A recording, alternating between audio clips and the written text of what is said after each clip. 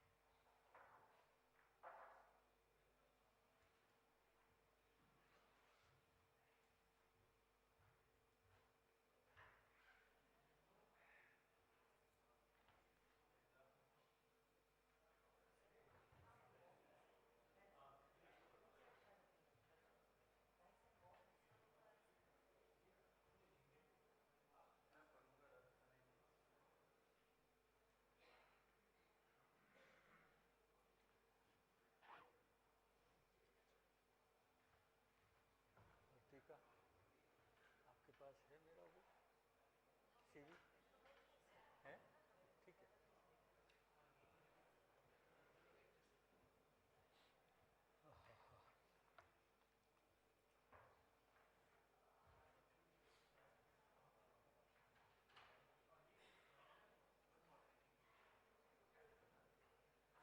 हाँ एक्चुअली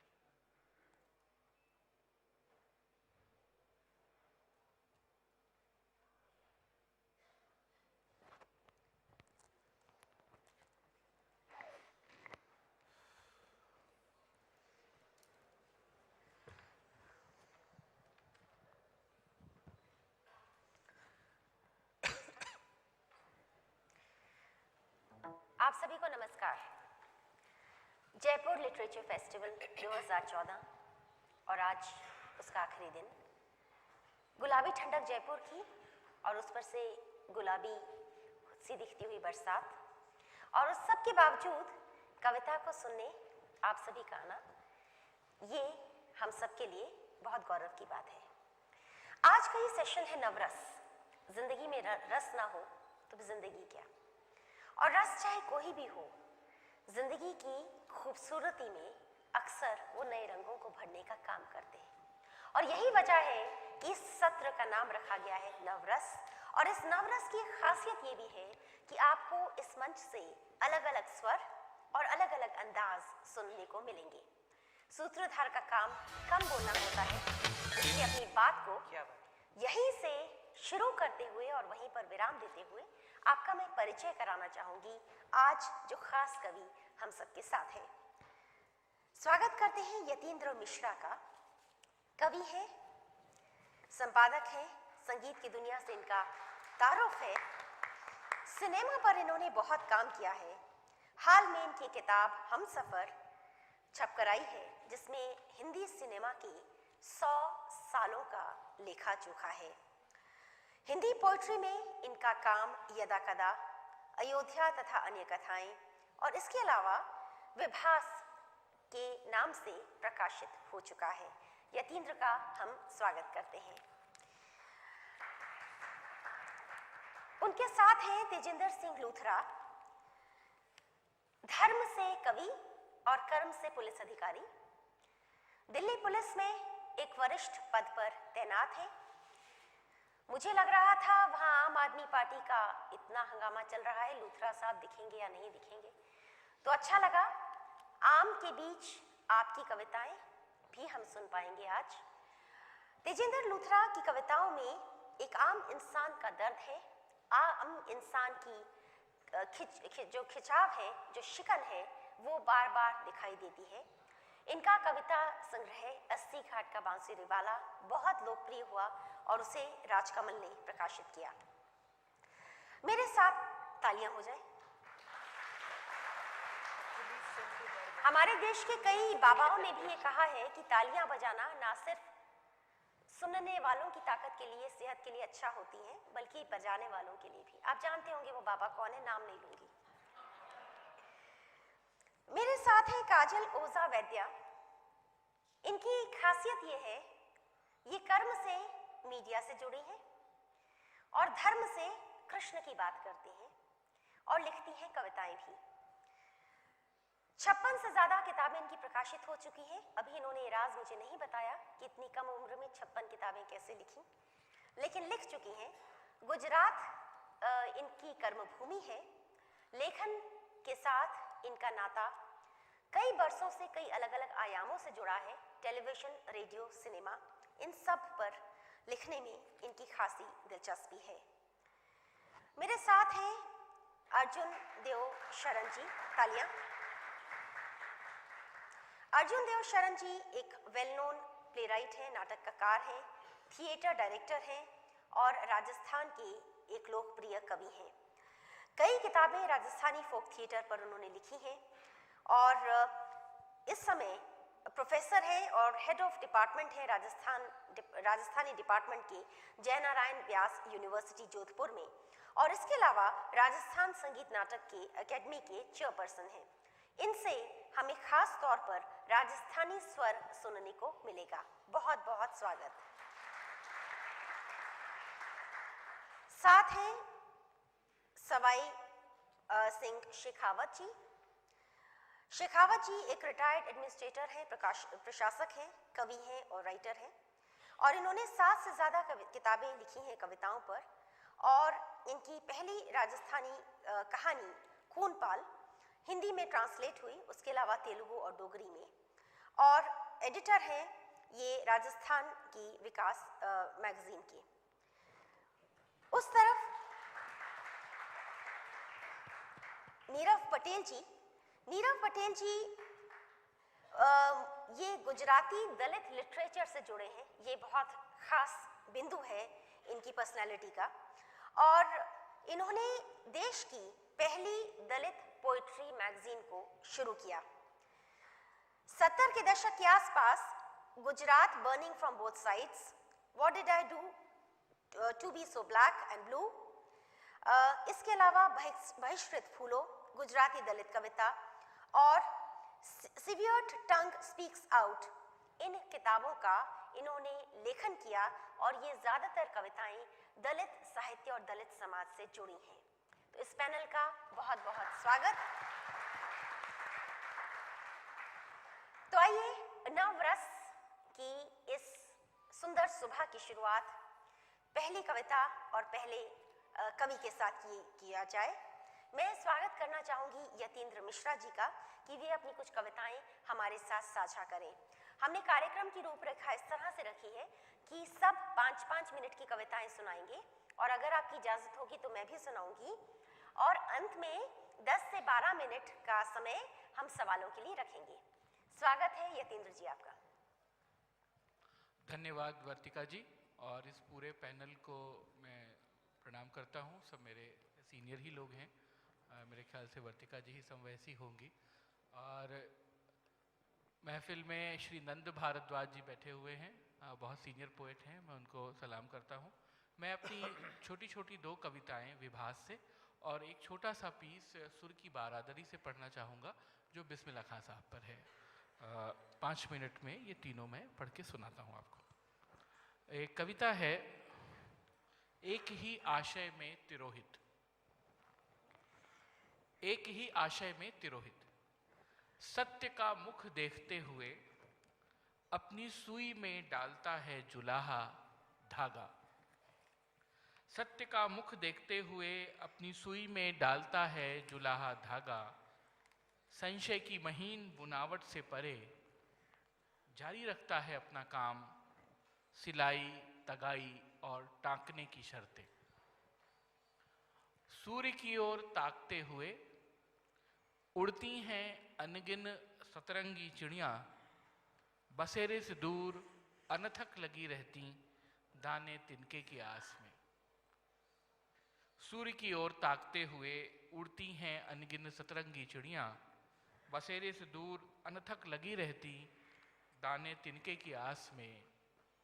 देखने में ये दोनों दृश्य अलग अलग हैं, देखने में ये दोनों दृश्य अलग अलग हैं, मगर भाषा के मानसरोवर में एक ही आशय में तिरोहित हुए जाते हैं।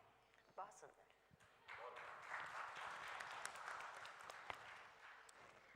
ये सब कबीर की वानियों को मैंने रीराइट करना चाहा था कि आज के समय में अगर कबीर होते तो क्या कहते। एक कविता है रंग सुरंग। एक रंग सुरंग सी चादर थी, उसे 5 कुओं पर धोते सुखाते थे। एक रीति रह आई गागर भी थी, जो 5 कुओं पर भी भरी न जाती थी।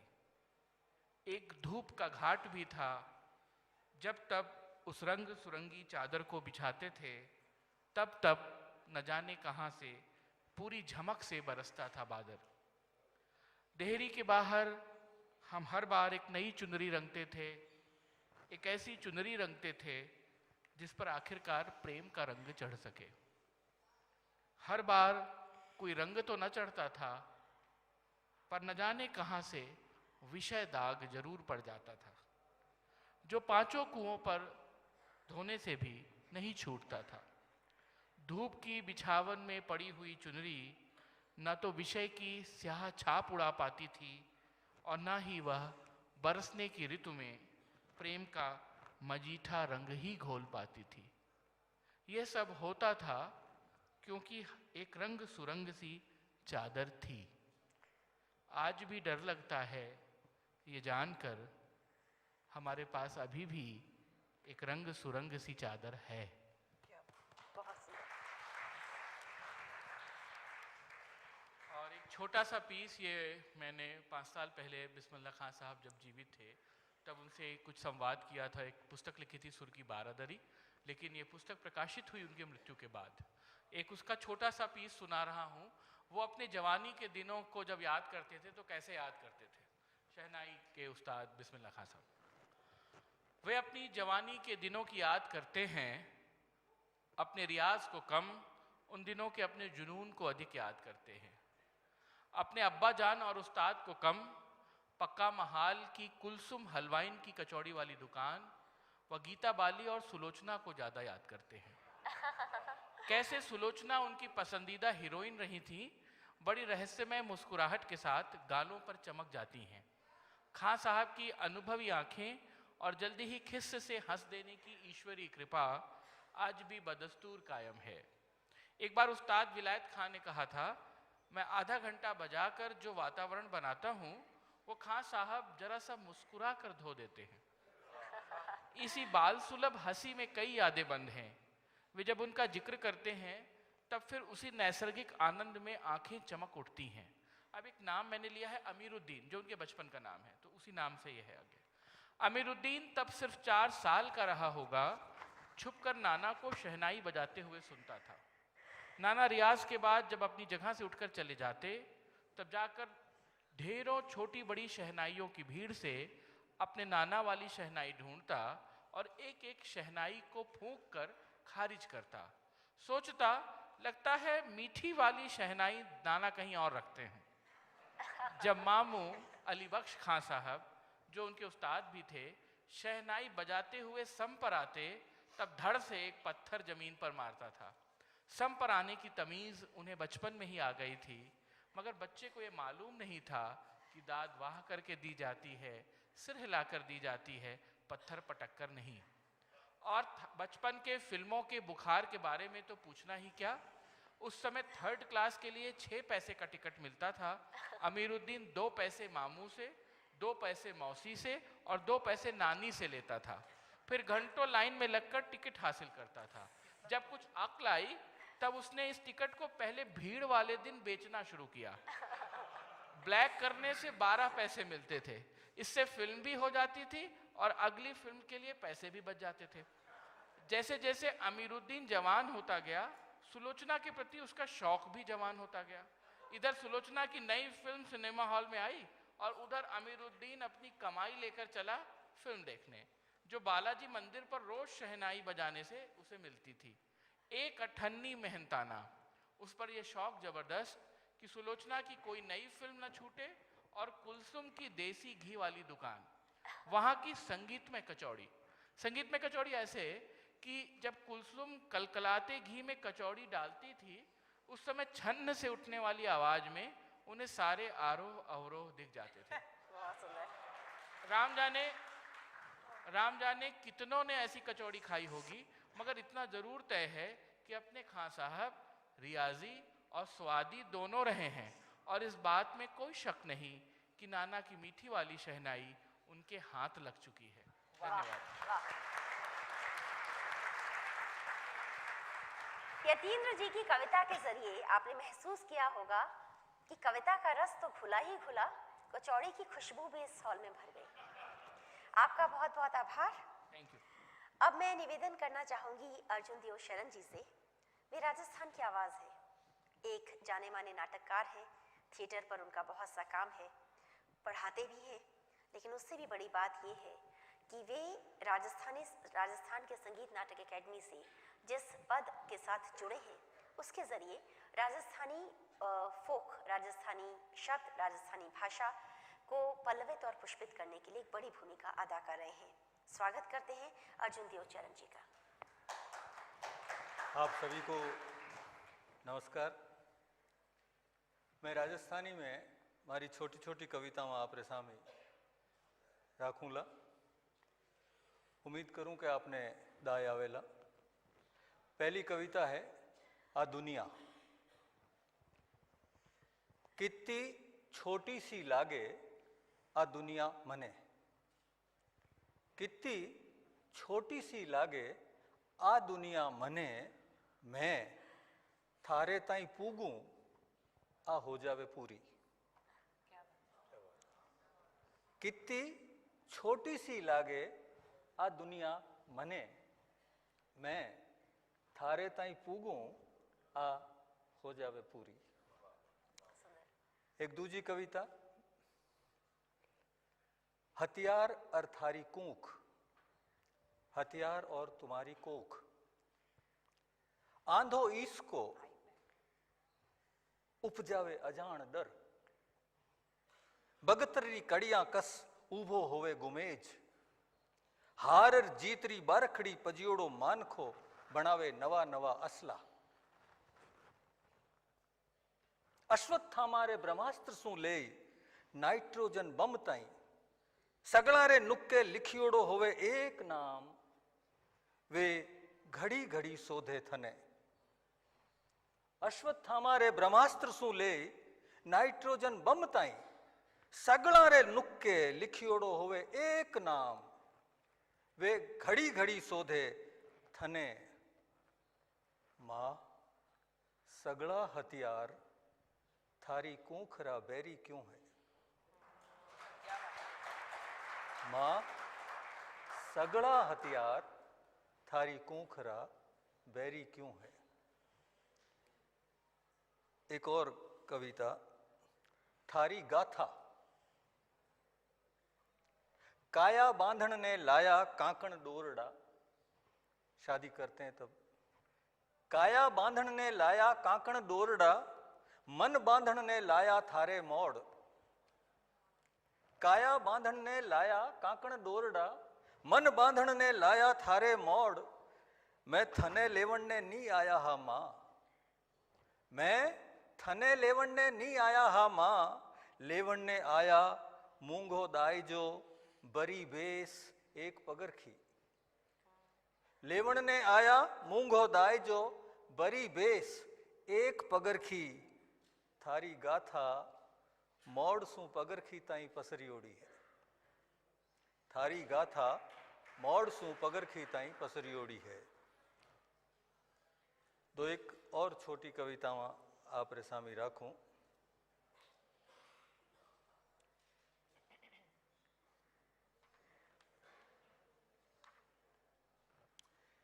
वो थारो देखणो। लोक में एक कथा प्रचलित है कि महाभारत के युद्ध से ठीक पहले दुर्योधन गांधारी से मिलने जाता है और गांधारी अपनी आंखों की पट्टी खोलकर उसको नंगा देखती है और उसका शरीर वज्र का हो जाता है। ये महाभारत में तो नहीं है, लेकिन लोक में यही प्रसिद्ध है। वो देखना और दुर्योधन का परिवर्तन, उसी को संबोधित करके एक कविता, वो थारो देखनो वो तुम्हारा देखना, माँ को दुर्योधन कह रहा है। म्हारा सपना पुरोवण वो थारो देखनो, मेरे सपने पूरे करने के लिए वो तुम्हारा देखना। म्हारा सपना पुरोवण वो थारो देखनो, इमरत कूपड़ सुखायो आंधी दीठ, प्रीत हेत ने पी कर दीनो वज्र डील। इमरत कूपड़ सुखायो आंधी दीठ, प्रीत हेत ने पी कर दीनो वज्र दीठ। आ थारी मांगत ही के थारो सराप, आ थारी मांगत ही के थारो सराप, थारे हांचल रो दूध इन धरती ने बूटी कर दीनी। थारे हांचल रो दूध इन धरती ने बूटी कर दीनी। मात कुमात कद कईजे, मात कुमात कद कईजे, पीढ़ियां देवेला मन्ने दोष। इन बूटी भोम पनपेला म्हारो बीज, भाटा निपजेला अक्षत यौवना, भाटा निपजेला अक्षत यौवना।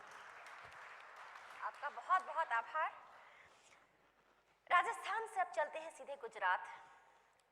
आजकल गुजरात की बात तो वैसे भी बहुत ज्यादा हो रही है, और अब सुनेंगे कविता हम अंग्रेजी में नीरव पटेल जी से, जिनको श्रेय इस बात का खास तौर पर जाता है कि उन्होंने दलित विमर्श और दलित चिंतन को लेकर अपनी कलम को अलग अलग पैमानों से लगातार आंका है और नए मापदंडों से कविता को निखारने का प्रयास किया है। नीरव पटेल जी की अब तक करीब 7 किताबें आ चुकी हैं और उन्होंने दलित पोइट्री से जुड़ी हुई मैगजीन आक्रोश का संपादन किया है। नीरव पटेल जी, आपका स्वागत। I will straight away go to the poems. The title is The Song of Our Shirt. The Song of Our Shirt. Nirav भाई, टाइटल फरी कौन? Say it again. Fariti? Title Fariti. Sorry. The Song of Our Shirt. We are a fashionable caste. We are a fashionable caste, or tribe you may call. Our forefather Mayo Dhed had a shirt of 3 sleeves. Our forefather Mayo Dhed had a shirt of 3 sleeves. He wore an earthen spittoon around his neck and tied a tamarind branch behind his back to sweep away his steps.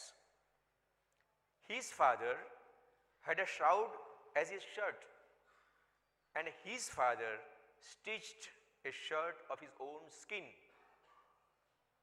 I am no less fashionable, just got in a tip, a pocketless, a sleeveless, a buttonless, Peter England the Great. From the pavements I sweep. I flaunt it like Salman Khan, the bare-chested Bollywood hero. Every high caste girl is tempted to pay her respect to the label of the lords, but without touching my collarbone. Our shirt has a song to sing of bizarre fashions.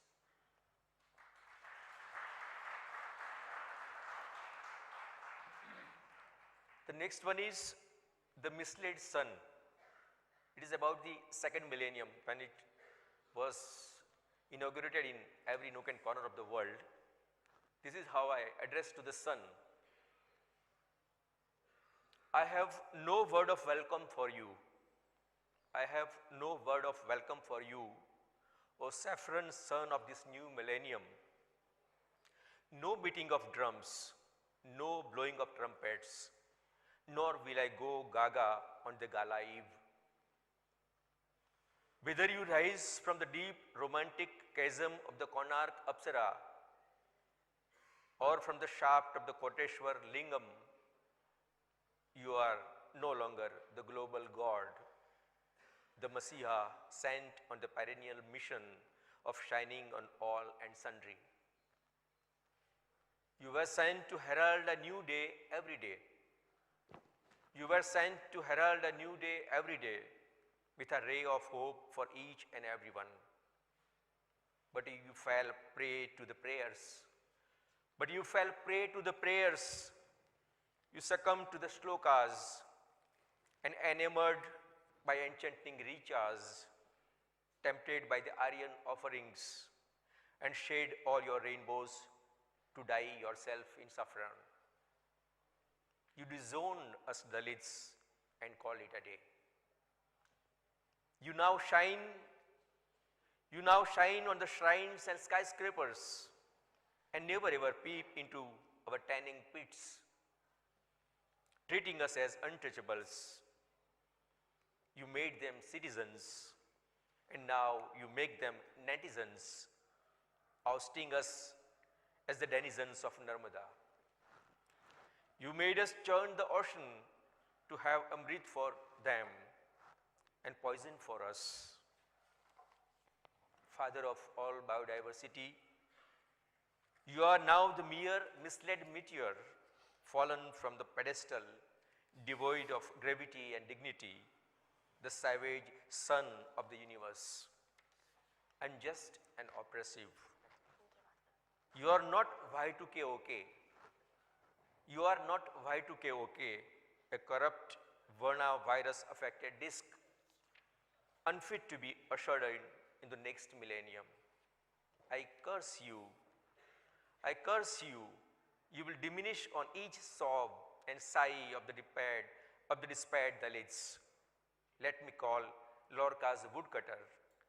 Let me call Lorca's woodcutter to cut your evil shadow falling on us.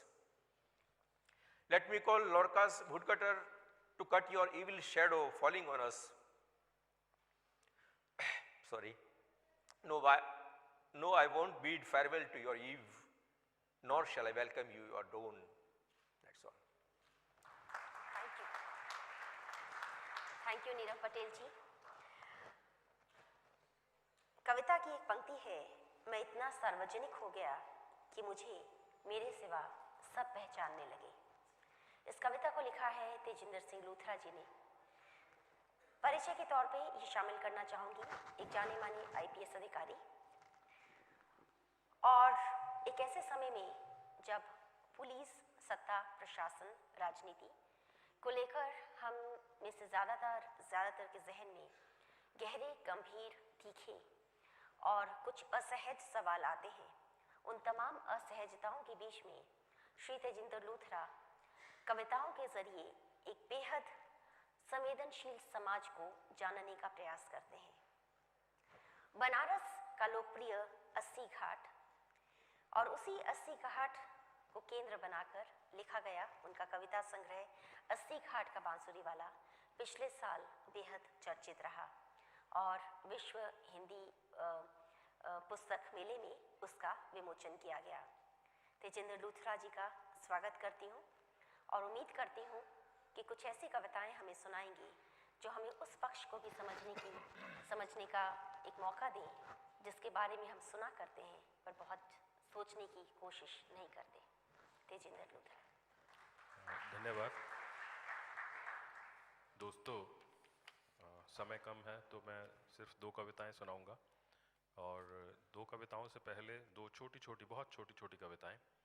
पहली कविता है धीरे धीरे। शब्द पकड़ा अर्थ बीत गया, शब्द पकड़ा अर्थ बीत गया, अर्थ जागा तो शिल्प रीत गया। शब्द पकड़ा अर्थ बीत गया, अर्थ जागा तो शिल्प रीत गया। शिल्प समझा तो बिंब सूना, बिंब उतरा तो रस जूठा। शब्द पकड़ा अर्थ बीत गया, अर्थ जागा शिल्प रीत गया। शिल्प समझा तो बिंब सूना, बिंब उतरा तो रस जूठा। रस आने लगा तो जीवन बीत गया। धन्यवाद। एक दूसरी छोटी कविता है अंतराल का डर। अंतराल कहते हैं इंटरवल को, वक्फे को। मैं तुमसे कुछ मांगूं तुम शर्तिया दे ही दोगे। मैं तुमसे कुछ मांगूं तुम शर्तिया दे ही दोगे, पर मेरे मांगने और तुम्हारे देने में जो एक पल का वक्फा है। मैं तुमसे कुछ मांगूं तुम शर्तिया दे ही दोगे, मगर मेरे मांगने और तुम्हारे देने में जो एक पल का वक्फा है, एक पल की कश्मकश का वक्फा मुझे डराता है।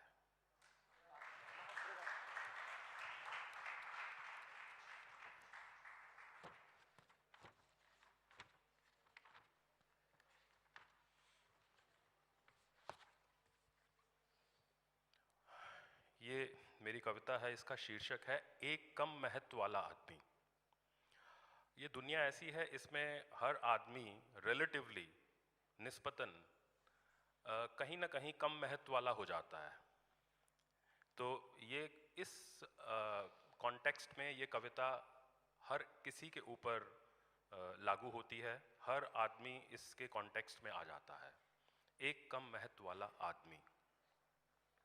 हर घर हर जगह होता है एक कम महत्व वाला आदमी। हर घर हर जगह होता है एक कम महत्व वाला आदमी। वो बोलता नहीं सिर्फ सुनता है, सिर्फ पूछने पर देता है जवाब। वो बोलता नहीं सिर्फ सुनता है, सिर्फ पूछने पर देता है जवाब। झिझक शंका रोज पूछती है उससे, तुम कहाँ बैठोगे। झिझक शंका रोज पूछती है उससे, तुम कहाँ बैठोगे। तुम्हारा कमरा आज क्या होगा, तुम्हारी चादर तुम्हारा बिस्तर कब बदला जाएगा। क्या बात है। आज तुम्हारा खाने सोने का समय कितना खिसकेगा। इस बार तुम्हारी छुट्टी किसकी छुट्टी से कटेगी। आज तुम्हारा खाने सोने का समय कितना खिसकेगा। आज तुम्हारी छुट्टी किसकी छुट्टी से कटेगी। अपने सारे सवालों के जवाबों में, अपने सारे सवालों के जवाबों में वो एक कबाड़ी की तरह कचरे में हाथ डाल डालकर बाकी सबके बचे छोड़े कम महत्व के टुकड़ों को अनचाहे मन से थोड़े कम से बोरी में भर लेता है आधी दिहाड़ी के लिए। बहुत सुंदर। अपने सारे सवालों के जवाब में वो एक कबाड़ी की तरह कचरे में हाथ डाल डालकर बाकी सबके बचे छोड़े कम महत्व के टुकड़ों को अनचाहे मन से थोड़े कम से बोरी में भर लेता है आधी दिहाड़ी के लिए। और एक दिन जब नहीं रहता ये कम महत्व वाला आदमी, और एक दिन जब ये नहीं रहता कम महत्व वाला आदमी, तो उसके तमाम सवाल, उसकी झिझक, उसकी शंका, तो उसके तमाम सवाल, उसकी झिझक, उसकी शंका, उसकी पिछली पंक्ति, उसका कोना, उसकी औड़न उतरन बिछावन, उसकी पौनी करवट, उसकी कटी छुट्टी, उसका टूटा खिसका समय, उससे भी कम महत्व वाले आदमी को बड़े परोपकारी भाव से थमा दिया जाता है। वाह वाह वाह वाह, बहुत अच्छा। और एक दिन जब नहीं रहता ये कम महत्व वाला आदमी, तो उसके तमाम सवाल, उसकी झिझक, उसकी शंका, उसकी पिछली पंक्ति, उसका कोना, उसकी ओढ़न उतरन बिछावन, उसकी पौनी करवट, उसकी कटी छुट्टी, उसका टूटा खिसका समय, उससे भी कम महत्व वाले आदमी को बड़े परोपकारी भाव से थमा दिया जाता है। बहुत खूबसूरत। और एक और कविता है, इसका शीर्षक है जैसे माँ ठगी गई थी। जैसे माँ ठगी गई थी। मेरे एक दोस्त कवि हैं, वो कहते हैं अपनी कविता का संदर्भ नहीं बताना चाहिए, लेकिन मैं इस कविता का संदर्भ थोड़ा सा बताना चाहूँगा। ये 3 पीढ़ियों के बीच का संवाद है। ये माँ और बेटे के बीच का संवाद है, जो कि माँ पहली पीढ़ी है, बेटा दूसरी पीढ़ी है, और फिर उस बेटे का अपने बेटे से संवाद है, तो बेटे का बेटा तीसरी पीढ़ी बन जाता है। तो ये 3 पीढ़ियों के बीच का संवाद है। मुझे उम्मीद है ये कविता आपको पसंद आएगी, और इस कविता के बाद मैं वर्तिका जी से कहूँगा वो दूसरे कवि को आमंत्रित करें।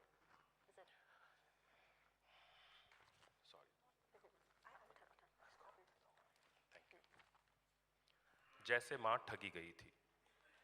मैं सिर्फ पर तोल रहा था और आकाश को आंखें भर देख रहा था। मैं सिर्फ पर तोल रहा था और आकाश को आंखें भर देख रहा था। मेरी अंगड़ाई के सामने छत छोटी पड़ने लगी थी।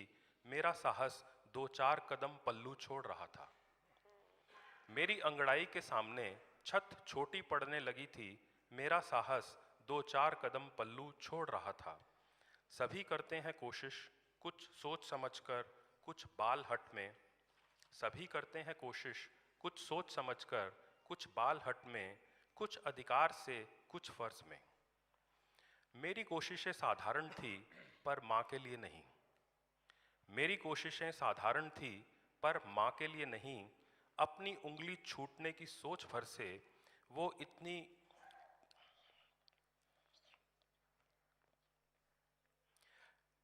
मेरी कोशिशें साधारण थी पर माँ के लिए नहीं।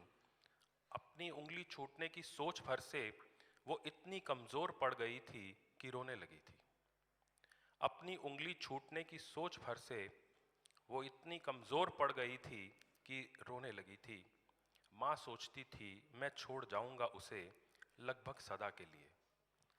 माँ सोचती थी मैं छोड़ जाऊंगा उसे लगभग सदा के लिए। माँ शायद ठीक थी, दूरियां रिश्ते तो नहीं पर उनके अनुभव ज़रूर बदल देती है।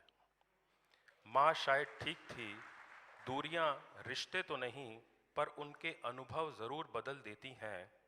आज तुम दौड़ने को ललक रहे हो। आज तुम दौड़ने को ललक रहे हो। तुम्हारी अभिव्यक्ति नए पड़ाव ढूंढ रही है। तुम्हारी अभिव्यक्ति नए पड़ाव ढूंढ रही है। तुम्हारी कोशिशें सामान्य हैं पर मैं असहज। तुम्हारी कोशिशें सामान्य हैं पर मैं असहज। माँ जैसा बेचैन और धृतराष्ट्र जैसा कमज़ोर। माँ जैसा बेचैन और धृतराष्ट्र जैसा कमज़ोर। मैंने जितना छोड़ा था माँ को उतना आज तुम मुझे। मैंने जितना छोड़ा था माँ को उतना आज तुम मुझे। जितना माँ नहीं समझ पाई थी मुझे कुछ उतना आज मैं तुम्हें।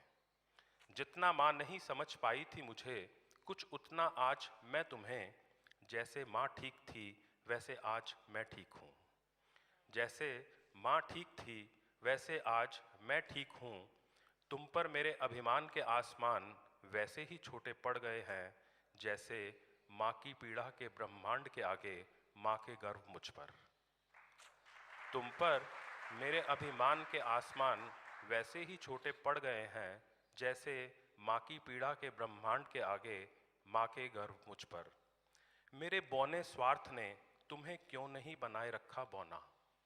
मेरे बौने स्वार्थ ने तुम्हें क्यों नहीं बनाए रखा बौना। ये मुझसे भी जुड़े थे जिनके उत्तर तुमने खुद हल कर डाले।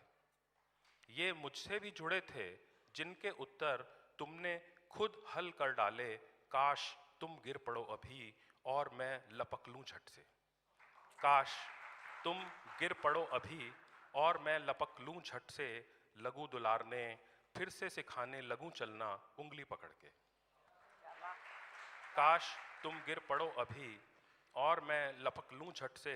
लगूं दुलारने फिर से सिखाने लगूं चलना उंगली पकड़ के। ये बस बात की बात कि थोड़ा ठहर जाते। ये बस बात की बात कि थोड़ा ठहर जाते। तुम कभी भी जाते तुम्हारे बड़े होने का एहसास जी छोटा कर जाता।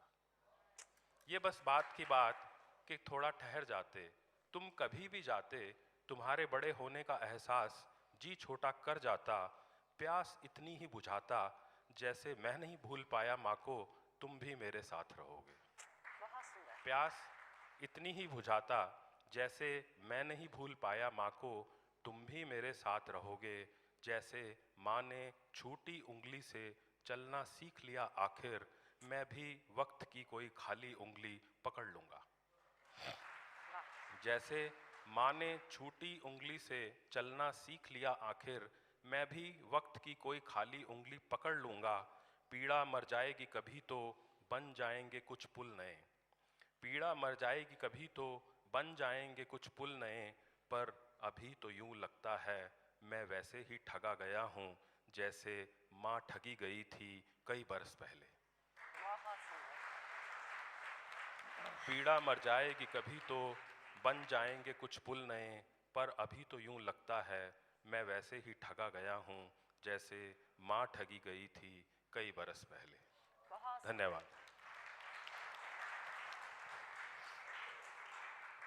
माँ के ठगे रह जाने के एहसास के बीच श्री तेजिंदर लूथरा ने ज़िंदगी के बहुत से ऐसे रिश्तों को और भावनाओं को फिर से उधेड़ कर हम सबके सामने रख दिया।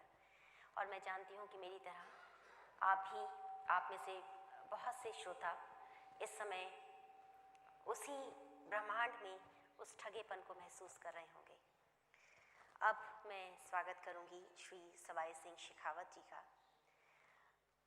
वे एक प्रशासक रहे हैं, कवि हैं, लेखक हैं, कई किताबों का सृजन किया है और बखत और राजस्थान विकास इन 2 पत्रिकाओं का संपादन कर रहे हैं।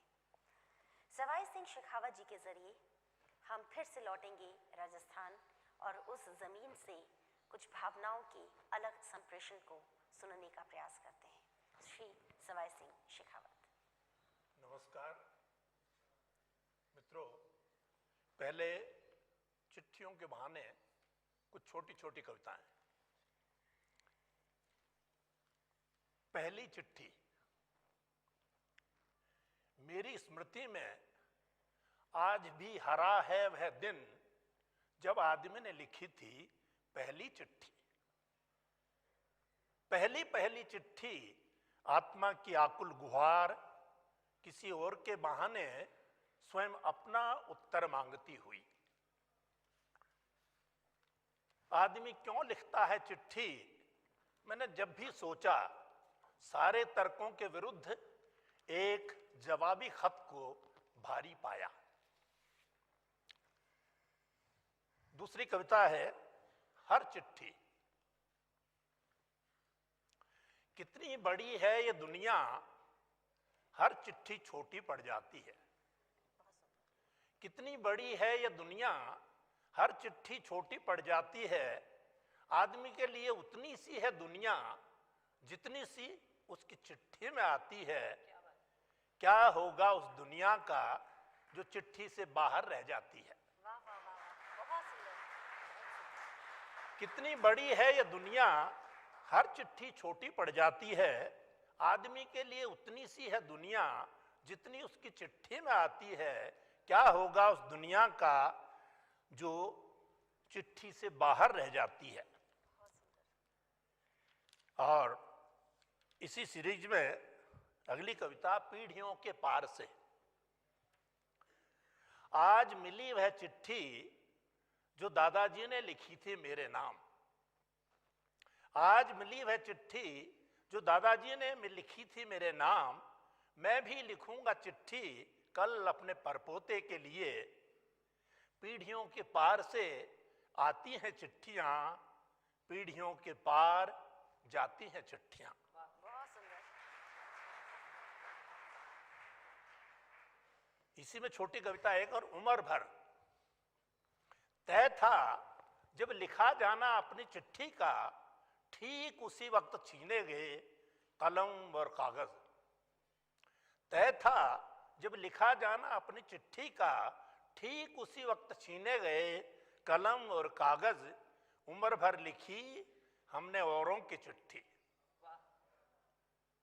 और इस सीरीज की आखिरी कविता है बांसते रहिए। बांसते रहिए चिट्ठी में लिखे राजी खुशी के समाचार। तुम्हें मालूम नहीं, जीवन की सबसे भयानक खबर भी एक दिन चिट्ठी ही लाएगी और उसके बाद कोई चिट्ठी नहीं आएगी। बांचते रहिए चिट्ठी में लिखे राजी खुशी के समाचार। तुम्हें मालूम नहीं, जीवन की दुनिया के सबसे भयानक खबर भी एक दिन चिट्ठी ही लाएगी और उसके बाद कोई चिट्ठी नहीं आएगी। बहुत सुंदर। और इसके बाद तुलनात्मक रूप से एक थोड़ी बड़ी कविता। कविता का शीर्षक है हमारे सुनने का बुनियादी ऐब। हमारे सुनने का बुनियादी ऐब है हम अक्सर ऊंचा सुनते हैं। हमारे सुनने का बुनियादी ऐब है हम अक्सर ऊंचा सुनते हैं। नरम मुलायम आवाजों को तवज्जो नहीं देते। जीवन की कोमल तानों को अनसुना करते हैं, जबकि मानुष होने के लिए उनका सुना जाना। सुनने की कोशिश में हम नहीं सुनते मनुष्य की रुलाई। हम शब्दों की गूंज सुनते हैं या आक्रामक हंसी। भूतपूर्व सुनते हैं या फिर महान भविष्य में हमारा सुनना समकाल में नहीं होता, बावजूद तमाम उद्घोषणाओं के। याद रखने की जुगत में हम भुलाने को सुनते हैं, ठोस सुनते हैं मगर आड़ा तिरछा, सूधा नहीं सुनते, सयानप और बांकपने से रहित, चुप से बचकर सुनते हैं और एक चीख हमें खींच लेती है गुरुत्वाकर्षण की तरह। याद रखने की जुगत में हम भुलाने को सुनते हैं, ठोस सुनते हैं मगर आड़ा तिरछा, सूधा नहीं सुनते, सयानप और बांकपने से रहित, चुप से बचकर सुनते हैं और एक चीख हमें खींच लेती है गुरुत्वाकर्षण की तरह। हमारे सुनने में देश है और दुनिया भी, लेकिन अपने ही मोहल्ले की आवाज नहीं है। हमारे सुनने में देश है और दुनिया भी, लेकिन अपने ही मोहल्ले की आवाज नहीं है। हम हड़बड़ी में सुनते हैं या फिर सतर्क होकर सहज मिली खुशी की तरह नहीं सुनते। हमारे सुनने में शामिल हैं कुछ चुस्त जुमले, सीधी सरल बातें हमें बोधी लगती हैं और दयनीय भी। एक कामयाब चालू आदमी को हम आदर पूर्वक सुनते हैं, एक असफल आदमी को सुनते हैं उपहास की तरह। हमारे सुनने में शामिल हैं कुछ चुस्त जुमले, सीधी सरल बातें हमें बोधी लगती हैं और दयनीय भी। एक कामयाब चालू आदमी को हम आदर पूर्वक सुनते हैं, एक असफल आदमी को सुनते हैं उपहास की तरह। सुनने के विमर्श को लेकर हम कितना ही गंभीर होने का नाट्य करें, अपने तमाम संजीदापन के बावजूद हम सुनते हैं मतलब की, यारी की, जबरे की सुनते हैं या फिर जरदारी की। बहुत खूब। और अब मैं चाहूंगी काजल ओझा वैद्य अपनी कुछ कविताएं सुनाएं। मैंने सोचा कि हम तो मानते ही है ना कि जरा पुरुष प्रधान समाज है, तो पहले पुरुष बोल लें। फिर मैंने कहा एक महिला की आवाज होगी, फिर आखिर में अगर बचा खुचा समय मिला तो मैं भी बोलूंगी। तो अभी काजल से हम सुनेंगे इनकी कविताएं। इनकी कविताओं की एक और खासियत ये है कि ये रिश्तों की कविताएं लिखती हैं। इनका जो केंद्र है वो रिश्ते हैं, संबंध हैं। और 56 किताबों की बात तो मैंने आपसे बताई।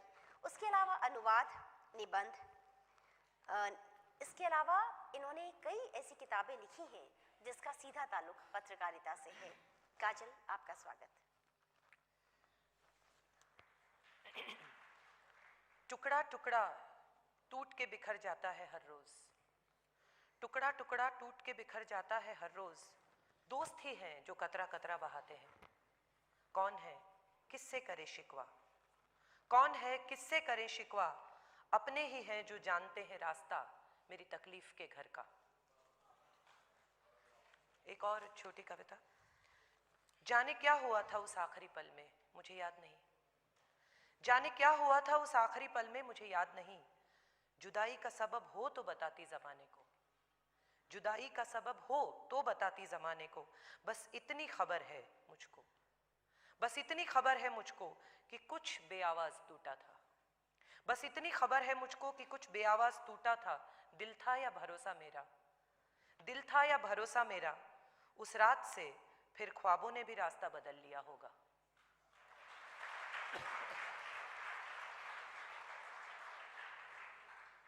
कभी किसी लम्हे को तुमने मुट्ठी में पकड़कर छूकर तितली सा उड़ता देखा है क्या?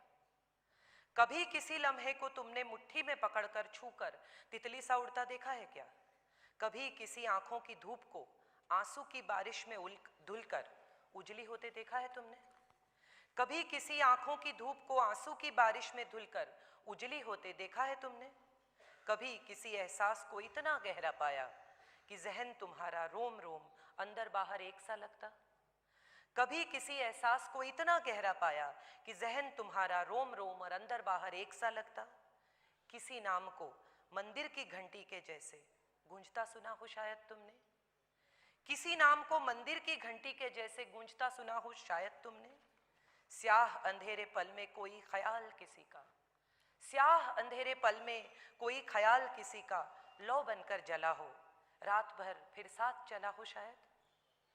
और शायद उस ख्याल को तुमने धुंधला धुंधला पहचाना हो, और शायद उस ख्याल को तुमने धुंधला धुंधला पहचाना हो, शायद तुमने उसको कोई नाम कोई चेहरा दिया हो शायद।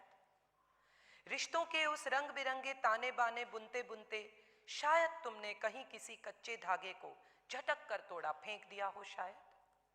रिश्तों के उस रंग बिरंगे ताने बाने बुनते बुनते शायद तुमने कहीं किसी कच्चे धागे को झटक कर तोड़ा फेंक दिया हो शायद। शायद उस कच्चे धागे ने आज तुम्हें फिर याद किया हो, शायद उस कच्चे धागे ने आज तुम्हें फिर याद किया हो, शायद तुम भी उस कच्चे धागे को, शायद तुम भी उस कच्चे धागे को, उस ताने को, उस ख्याल को ढूंढ रहे हो अब तक शायद।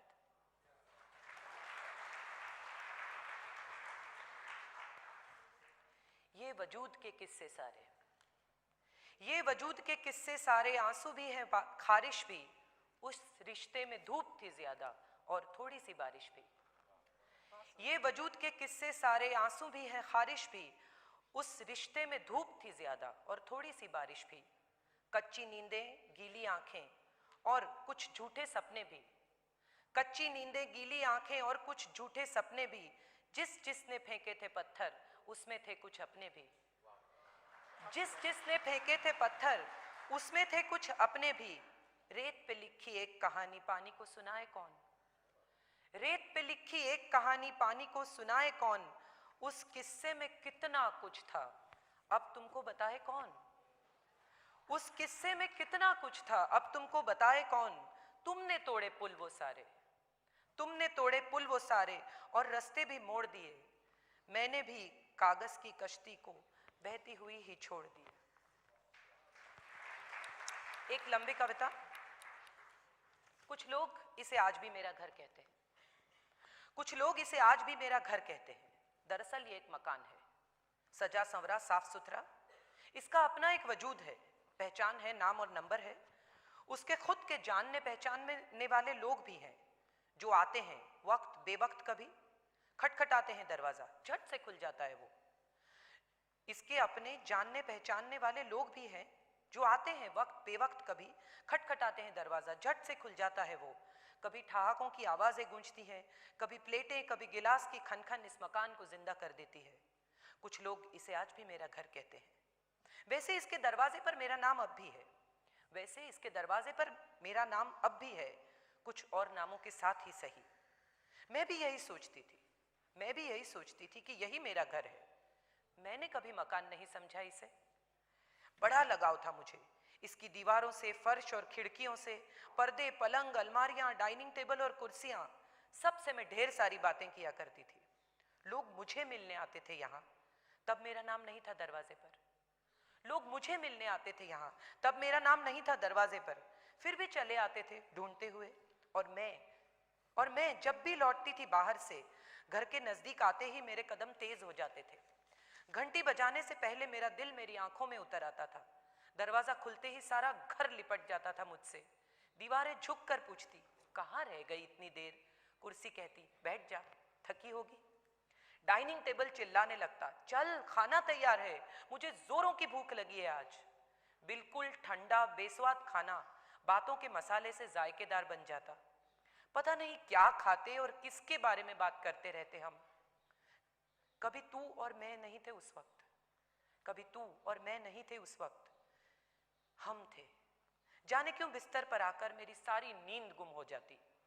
मैं ही नहीं, मेरा जिस्म, मेरी रूह, मेरे सपने, मेरी किस्मत, सब जाग जाता, जागता रहता रात भर। मेरी सांसें मंदिर के दिए की लौ बनकर फड़फड़ाती। उस एक नाम को पुकारते हुए मुझे लगता जैसे किसी दूर वादी में सूरज निकल आया हो आधी रात। मेरा सारा घर पिघल कर बहने लगता और मैं भी कतरा कतरा बहती चली जाती।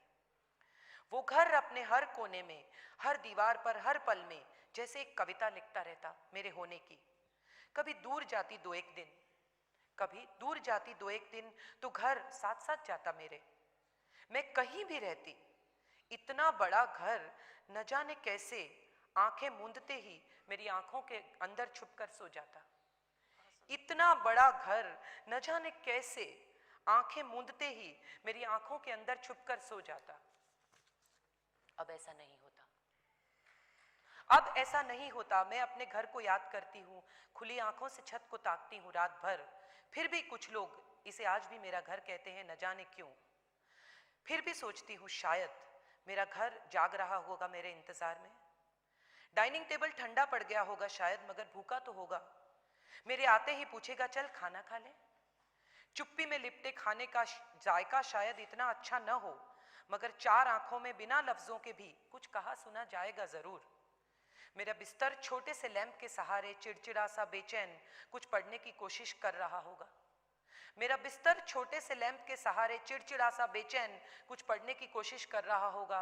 मेरी आहट सुनकर उठाई किताब उल्टी ही पकड़ी हो शायद। मेरी आहट सुनकर उठाई हुई किताब उल्टी ही पकड़ी हो शायद। अब ऐसा नहीं होता। मेरा बिस्तर अब खाली रहता है और कमरा अंधेरा। अब वो मकान धूप अंधेरे में लिपटा चुपचाप खड़ा रहता है मेरे आने पर भी। मेरे आते ही मेरी तरफ ऐसे देखता है जैसे एक अजनबी दूसरे अजनबी को स्टेशन पर देखता हो। मैं घंटी बजाती हूँ, मैं घंटी नहीं बजाती, बाहर से दरवाजा खोल लेती हूँ खुद ही।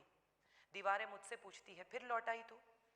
क्या बचा है अब जिसे ढूंढने तू आ जाती है बार बार लौटकर, हर शाम हर रात? कैसे बताऊं उस मकान को कि मेरा घर खोया है कहीं?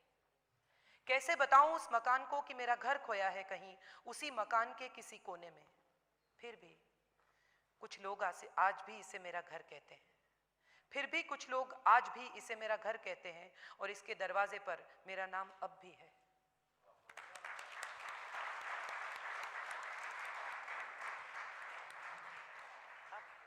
मैं कविता अब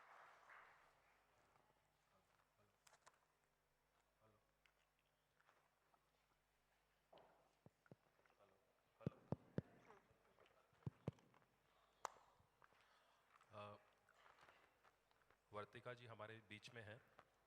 वर्तिका मीडिया और मास कम्युनिकेशन की एजुकेशन के क्षेत्र में एक जाना माना नाम है। वर्तिका नंदा ने अपने करियर की शुरुआत जालंधर से की और ये एशिया की सबसे छोटी कम उम्र वाली एंकर बनी और आज 20 साल की इस प्रोफेशनल यात्रा में वर्तिका ने Indian institute of mass communication में लगभग 3 साल एसोसिएट प्रोफेसर के रूप में काम किया। उसके बाद एनडीटीवी में लगभग 7 साल काम किया और उसके बाद ये एनडीटीवी को छोड़कर वापस बच्चों को पढ़ाने में मास कम्युनिकेशन की फील्ड में फिर से वापस चली गई। साहित्य के क्षेत्र में इन्होंने 7 किताबें अब तक लिख चुकी हैं, जिसमें से इनकी 2 किताबों का मैं जिक्र करना चाहूँगा। पहली थी हूँ रहूँगी, जिसकी बहुत चर्चा हुई, और उसके बाद अब जो इनकी किताब आई है तिनका तिनका तिहाड़, जिसकी बहुत चर्चा हो रही है और क्रिटिक्स ने, समीक्षकों ने, आलोचकों ने उसको बहुत सराहा है। मैं वर्तिका नंदा जी से बात चाहूँगा कि वो अपनी कुछ कविताएं सुनाएं। आपका बहुत आभार। मेरे पास 2 मिनट और 25 सेकंड शायद बचे हैं। आज की मेरी सारी कविताएं सुनंदा पुष्कर के नाम। मैं महिला अपराध पर लिखती हूँ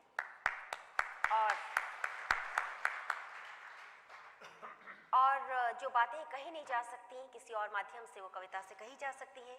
पहली कविता का शीर्षक है जो वापसी कभी ना हुई, सुनंदा के लिए।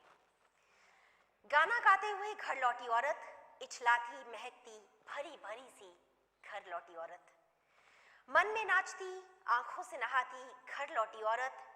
दुखों की मटकी जमीन पर रख कर ट्विटर, फेसबुक और बिखरे रिश्तों से जूझती। जब तक बिस्तर पर लेटी औरत, तब तक बुझी लालटेनों सिसकती किस्मत के बीच, कौन जाना कब घर लौटी औरत। क्या बात। दरअसल औरत को मार डालने का सुख असीम होता है। वाह। टुकड़ों में काट काट कर, पीस कर, दबोच कर, नोच कर, घिस कर, छील कर, उससे भी ज्यादा सुख नसीब होता है जब वो मरती है घुल घुल कर, चुप रहकर, शांत दिखकर, उदासी ठेल कर, मन में हिमालय की परतें जमा कर, सारे समंदर को सूखकर।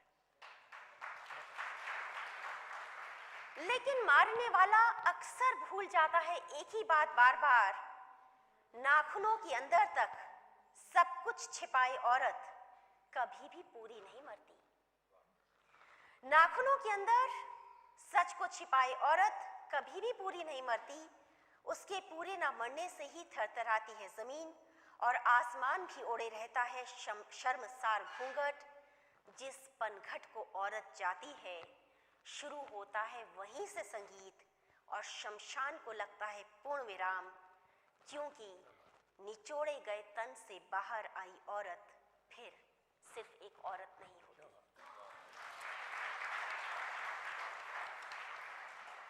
एक कविता चुप्पी। जेल के अंदर काम किया तब भी पाया, औरत चाहती है वो चुप रहे। बाहर देखा, आधी आबादी दुनिया की हर तीसरी औरत किसी ना किसी हिंसा की शिकार, पर कोशिश करती है वो भी रहे चुप। कविता है चुप्पी। मेरी चुप्पी नानक है, कबीर है, कृष्ण है। मेरी चुप्पी काबा, गुरुद्वारा, चर्च की प्रार्थना और मंदिर की छनछनाती हुई घंटी भी। ये चुप्पी शक्तिपीठ है, मन्नतों के पसीने की पोटली। तुम क्या जानो कि धर्मों की मुट्ठी होती है चुप्पी। तुम क्या जानो धर्मों की पोटली होती है चुप्पी। सारे धुनों की थिरकन चुप्पी, पाँव की बुवाइयां चुप्पी। चुप्पी में नमक, खारा समंदर पूरा का पूरा।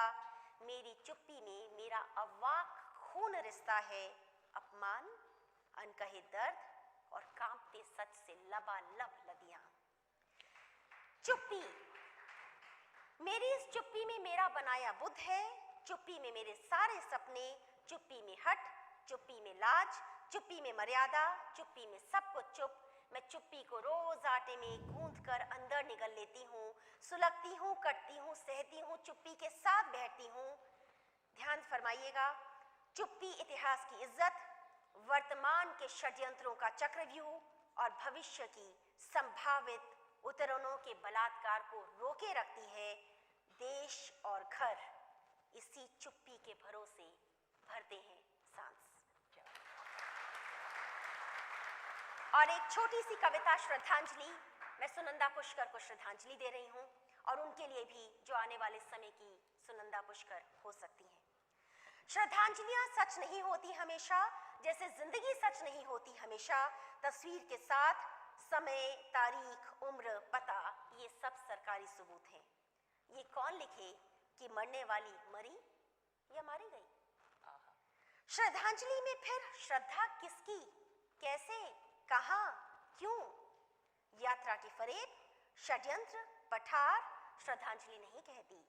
वो अखबार की नियमित घोषणा होती है, एक इश्तिहार, जिंदगी का बिंदु, अफसोस।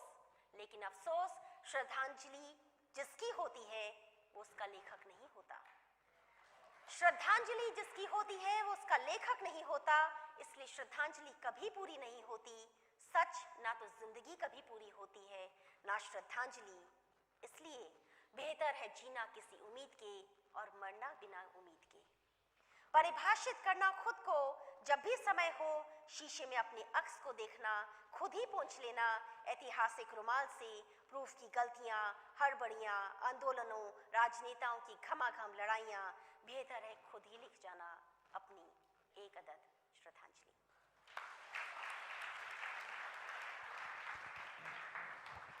अब आप सभी का बहुत बहुत आभार इस नवरस का हिस्सा बनने के लिए।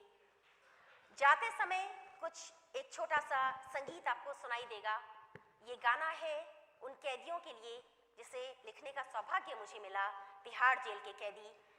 लिखा भले ही मैंने है लेकिन गाया है इन कैदियों ने। नाम है तिनका तिनका तिहाड़। आप सभी को नमस्कार। तिनका तिनका तिहाड़ है, तिनके का इतिहास है।